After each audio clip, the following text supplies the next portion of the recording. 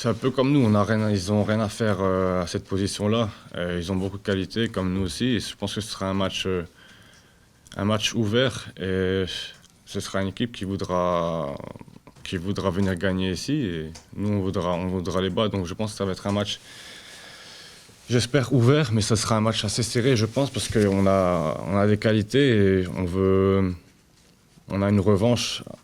Eux ont une revanche à prendre aussi par rapport à leur position et nous aussi. Donc, en tout cas, on va faire le maximum pour essayer On doit gagner ce match, franchement, on doit gagner. Vous le savez comme moi, c'est des matchs très importants maintenant pour aborder cette finale parce que ça reste sur la tête de tout le monde. Mais pour l'aborder, il faudra faire 3 bons matchs, il faudra gagner, jouer avec une bonne intensité pour être dans une bonne dynamique. C'est dans ce sens-là que c'est un match de coupe pour nous. Donc il faut gagner pour avancer parce que si tu ne gagnes pas, ça devient un peu plus compliqué dans l'organisation de cette fin de saison avec la finale qui est toujours au bout. Je me suis déjà posé plusieurs fois la question, mais j'arrive pas.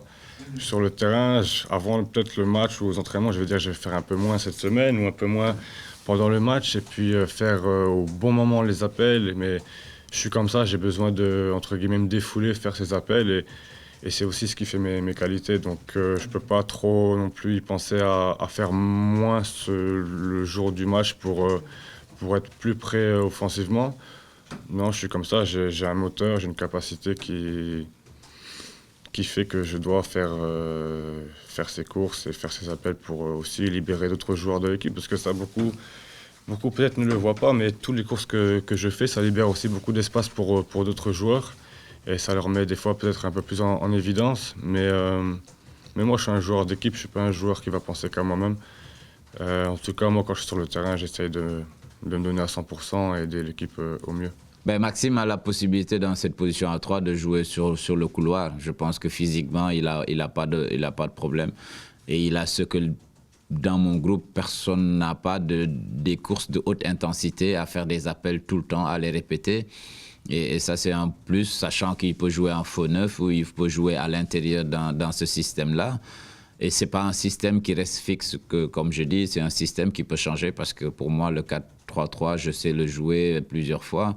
Ça dépend toujours de l'équipe contre qui on joue. Et voilà, je pense que le mois de janvier, Maxime a eu un mois de janvier très très bon parce qu'il nous a aidés avec les points qu'on a pu avoir. Et comme chaque saison, vous avez des joueurs qui ont des hauts et des bas. Mais ça reste que dans l'attention, à chaque fois qu'il rentre, il apporte quelque chose. Et c'est un joueur important aussi, il fait partie des cadres de cette équipe-là.